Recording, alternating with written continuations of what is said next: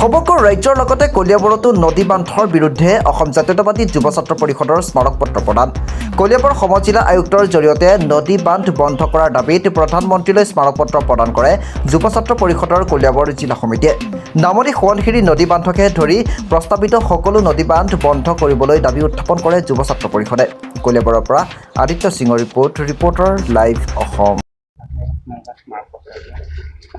আমি অসম জাতীয়তাবাদী যুৱ ছাত্ৰ পৰিষদে যে নদী বান্ধসমূহৰ প্ৰাৰম্ভিক অৱস্থাৰ পৰা আমি বিৰোধিতা কৰি আহিছোঁ। গতিকে শেহতীয়াভাৱে ৰঙা নদীৰ 405 মেগাৱাট এটা সামান্য 405 মেগাৱাটৰ যি নদী বান্ধৰ পানী এৰি দিয়াৰ ফলতে উত্তৰ অসমৰ প্ৰায় 235খন গাঁও, লখিমপুৰৰ 235খন গাঁৱৰ যিটো অৱস্থাৰ সৃষ্টি হ'ল, জলপলয়ৰ সৃষ্টি হ'ল, তাৰপিছত মানুহৰ ঘৰ গৃহহীন হোৱাৰ লগে লগে কৃষিভূমি সকলো ধৰণে ধ্বংস হৈ গৈছে। গতিকে এনেধৰণৰ ব্যৱস্থাই অসমখনক কোন দিশলৈ লৈ গৈ আছে। গতিকে এটা সময়ত যেতিয়া বিজেপি চৰকাৰখন তেওঁলোক মানে চৰকাৰ হৈ থকা নাছিলে, তেওঁলোকে না কেন্দ্ৰত আছিলে না অসম চৰকাৰত আছিলে, তেতিয়া কিন্তু এই নদী বান্ধসমূহৰ তেওঁলোকে বিৰোধিতা কৰিছিল। কিন্তু পিছত দেখা গ'ল যেতিয়া তেওঁলোকে চৰকাৰ গঠন কৰিবলৈ সামৰ্থ্য হ'ল যে কেন্দ্ৰটো বা আপোনাৰ ৰাজ্যটো, তাৰপিছত দেখিছোঁ তেওঁলোকে সেই নদী বান্ধসমূহ নিৰ্মাণ কৰাৰ লগে লগে বিভিন্ন জেগাত নতুনকৈ আকৌ কিছু নদী বান্ধৰ সৰু ডাঙৰ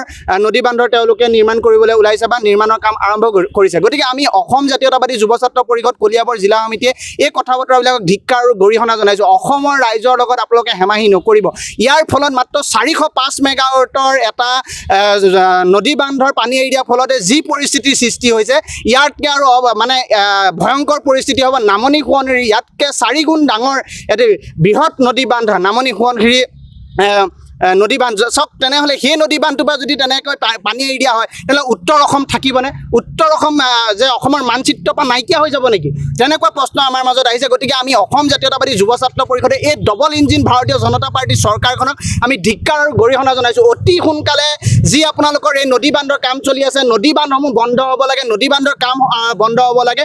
আৰু আপোনালোকে বিশেষজ্ঞসকলেও কৈছে যে ইতিমধ্যে যে এই নদী বান্ধসমূহে অসমৰ অৱস্থা খুব ভয়ংকৰ কৰিব, অসমৰ পৰিস্থিতি খুব ভয়ংকৰ হ'ব। গতিকে এই নদী বান্ধসমূহ বিশেষজ্ঞসকলেও ক'ব বিচাৰিছে যে এই নদী বান্ধসমূহ বিশেষজ্ঞসকলেও বিৰোধিতা কৰিছে। গতিকে আমি অসম জাতীয়তাবাদী যুৱ ছাত্ৰ পৰিষদে সেই প্ৰথমৰ পৰাই আমি এই নদী বান্ধসমূহৰ বিৰোধিতা কৰি আহিছোঁ। গতিকে আজি আমাৰ অসম জাতীয়তাবাদী যুৱ ছাত্ৰ পৰিষদ কেন্দ্ৰীয় সমিতিয়ে এই নদী বান্ধ আৰু বানপানী সমস্যা আৰু বানখহনীয়া সমস্যাক ৰাষ্ট্ৰীয় সমস্যা হিচাপে ঘোষণা কৰাৰ দাবীত এলানি কাৰ্যসূচী ঘোষণা কৰিছে ধাৰাবাহিকভাৱে। আজি আমাৰ প্ৰথমটো কাৰ্যসূচী আছিলে স্মাৰক পত্ৰ প্ৰধানমন্ত্ৰী মহোদয়লৈ আমি অসম জাতীয়তাবাদী যুৱ ছাত্ৰ পৰিষদ কলিয়াবৰ জিলা সমিতিৰ লগতে প্ৰত্যেকখন জিলা সমিতিয়ে স্মাৰক পত্ৰ প্ৰেৰণ কৰিছোঁ যে এই নদী বান্ধসমূহ বন্ধ হ'ব লাগে, এই নদী বান্ধসমূহ যিসমূহ নিৰ্মাণ হৈ আছে বন্ধ হ'ব লাগে আৰু অসমৰ ৰাইজক, অসমৰ জনসাধাৰণক সুৰক্ষিত কৰিব লাগে।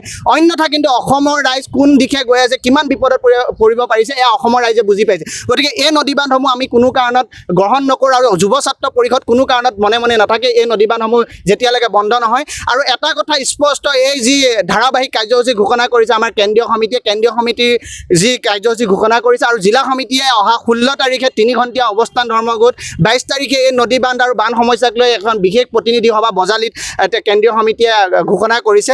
28 তাৰিখে NSPCত এটি বৃহৎ আন্দোলন হ'ব কেন্দ্ৰীয় সমিতিৰ উদ্যোগত। গতিকে এই কথা বতৰাবিলাক স্পষ্ট যে অসম জাতীয়তাবাদী যুৱ ছাত্ৰ পৰিষদে অসমৰ ৰাইজৰ অভিভাৱকতাত যে এই যি নদী বান্ধ বিৰোধিতা কৰি আহিছে, কৰি আছে আৰু কৰি থাকিব ভৱিষ্যত দিনত।